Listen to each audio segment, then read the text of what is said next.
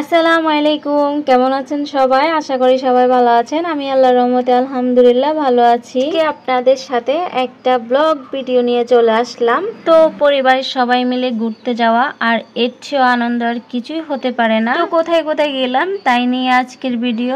প্রথমত বলি, আমরা প্রথম বাসা থেকে দুই দিন শুধু যাচ্ছি আর বৃষ্টির কারণে যাওয়াই হয়নি। তারপরে যখন বৃষ্টি বন্ধ হলো, পরের দিন চলে গেলাম ঘুরতে।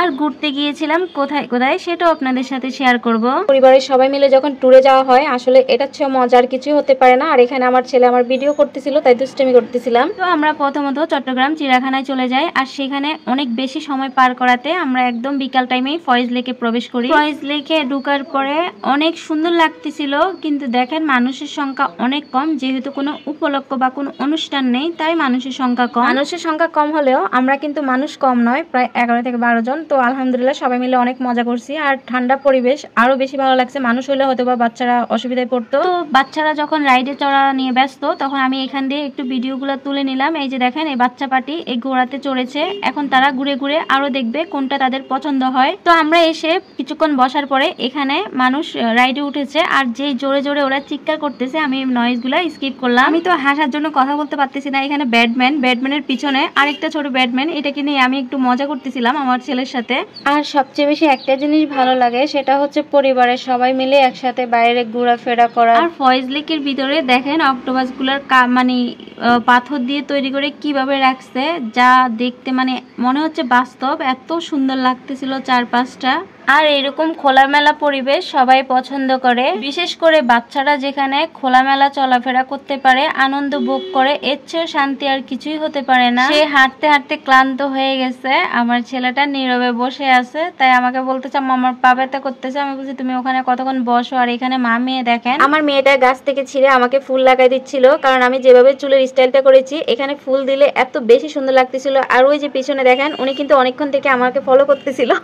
অথচ আমার পাশে কিন্তু আমার ছেলে মেয়ে দুজনে আছে মাশাআল্লাহ। তো আমি কিন্তু দেখি নাই, কারণ আমি একটু ফলো করেছিলাম। তো ভিডিওটা এডিটিং করার সময় ভালো করে খেয়াল করলাম, আমি কিন্তু দেখিনি। আবার এটা নিয়ে কেউ আবার রং ঢং তামাশা শুরু করে না। তারপর এখানে এখন এই রাইডটাতে এরা সবাই উঠবে, যেমন ছোট ভাবি, ছোট ভাইয়া আর আমার ছেলে মেয়ে। মাশাআল্লাহ, এটাতে আমি উঠিনি, যে ভাগ্য ভালো। এটাতে উঠলে মাথা এত পরিমাণে ঘুরায়, কি বলবো। যেটাতে উঠবো সেটাতে মাথা ঘুরাবে, আর যেগুলাতে একদম উঠার মতো প্লেস, সেগুলা কিন্তু একদম বন্ধ। এখানে কিন্তু সবগুলোই ঘোরাঘুরি, একদম ঘুরানি তুলে দিবে, সোজা আর হাঁটা যাবে না। তো গেলাম আমরা উপরে। এই যে দেখেন, এদের দুজনের কোনো রিয়াকশন ছিল না, এরা কিন্তু ভয়ে একদম টাইট হয়েছিল। তো খুব ভয় পাচ্ছিল, বিশেষ করে আমার ছেলেটা, ওর হাড় একদম মনে হয় দুর্বল। আর বাকি পাশে যারা উঠছে তারা কিন্তু প্রচুর পরিমাণে আওয়াজ, বিশেষ করে অন্যরা আওয়াজ করছে, কিন্তু এই দুজনের রিয়াকশন অফ দেখি আসলে আমি কি বলবো, আমি নিজে এখানে হাসতেছিলাম। তো আসলে যেখানে বাচ্চারা খুশি থাকে, সেখানে আমাদের বড়দের খুশি তো কি বলবো, বিলাসিতা। তো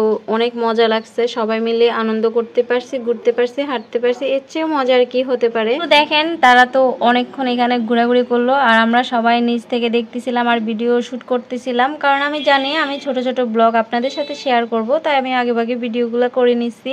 আর চট্টগ্রাম ফয়েজ লেক যে পরিমাণে উন্নত হয়েছে, সে পরিমাণে দেখা গেছে কোনো অনুষ্ঠান বা কোনো উপলক্ষ, যেমন ভ্যালেন্টাইন্স ডে, তারপরে বিভিন্ন অনুষ্ঠানের সময় হয়তো বা একটু ভালো ভিউ হয়, বাট এখন একটু কম আছে। আর আমরা একদম সন্ধ্যার সময় চলে গেছিলাম। তারপরে এখানে ভিডিওগুলো তুলতেছিলাম, আর এটা দেখেন, এটা দেখে আসলে আমি খুব ভয় পাইছিলাম, কারণ আমি চিন্তা করছি যে এটা তো আমি অনেক আগে একবার দেখছি যে অনেকে চশমা পড়ে যায়, মোবাইল পড়ে যায়, কারণ এটা অনেক ভয়ানক ছিল। এটা তো আমরা দেখছি একটা ভিডিওতে, যে ভিডিওটা ভাইরাল হয়েছে, যে এটা ভেঙে পড়ে যায়। তো আমি আমার মেয়েকে বলতেছিলাম যে তোমার আব্বু আসলে তো আমি সবসময় হাত দিয়ে ঘুরি, আজকে তুমি আমার হাতে ঘুরো। তাই মেয়েকে নিয়ে একটু রোমান্স করলাম।